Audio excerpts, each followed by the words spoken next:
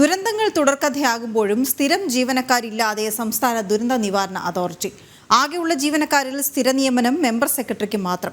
74 ജീവനക്കാരിൽ 70 പേരും കരാർ തൊഴിലാളികളും ദിവസവേതനക്കാരുമാണ്. ഇതിന്റെ വിവരാവകാശ രേഖകൾ ജനം ടിവിക്ക് ലഭിച്ചു. ദുരന്ത സാധ്യതാ മുന്നറിയിപ്പുകൾ നൽകുന്നത് മുതൽ ദുരന്ത പ്രതികരണത്തിനും ഏകോപനത്തിനും വിലയിരുത്തലുകൾക്കുമെല്ലാം നിയോഗിക്കപ്പെട്ട സംസ്ഥാനത്തെ ഏറ്റവും പ്രധാനപ്പെട്ട ഏജൻസിയാണ് സംസ്ഥാന ദുരന്ത നിവാരണ അതോറിറ്റി.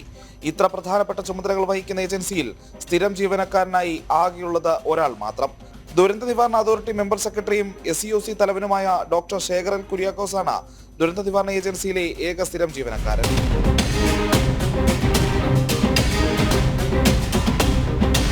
ഡെപ്യൂട്ടേഷൻ വ്യവസ്ഥയിൽ ജോലി ചെയ്യുന്ന 3 ഉദ്യോഗസ്ഥർ കൂടി കഴിഞ്ഞാൽ ബാക്കിയുള്ള 70 ജീവനക്കാരും കരാർ തൊഴിലാളികളും ദിവസവേതനക്കാരും.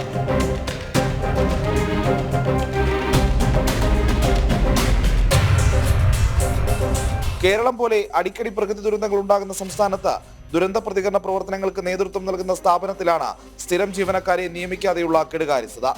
ജോലി സ്ഥിരതയില്ലാത്തതിനാൽ തന്നെ ജീവനക്കാർ തുടർച്ചയായി പൊഴിഞ്ഞു പോകുന്ന സാഹചര്യവുമുണ്ട്. വൈദഗ്ധ്യവും പരിചയസമ്പന്നതയുമുള്ള ഉദ്യോഗസ്ഥരുടെ അഭാവം സ്ഥാപനത്തിന്റെ പ്രവർത്തനത്തെ തന്നെ അവതാളത്തിലാക്കുന്നുവെന്നാണ് ആരോപണം. നേരത്തെ വയനാട് ഉരുൾപൊട്ടൽ ദുരന്തവുമായി ബന്ധപ്പെട്ട് നൽകിയ മെമ്മോറാണ്ടത്തിലെ വീഴ്ചകൾക്ക് പിന്നിലും ഉദ്യോഗസ്ഥരുടെ പരിചയക്കുറവാണെന്ന വിമർശനമുയർന്നിരുന്നു. പ്രജിത് മോഹനൻ, ജനം, തിരുവനന്തപുരം.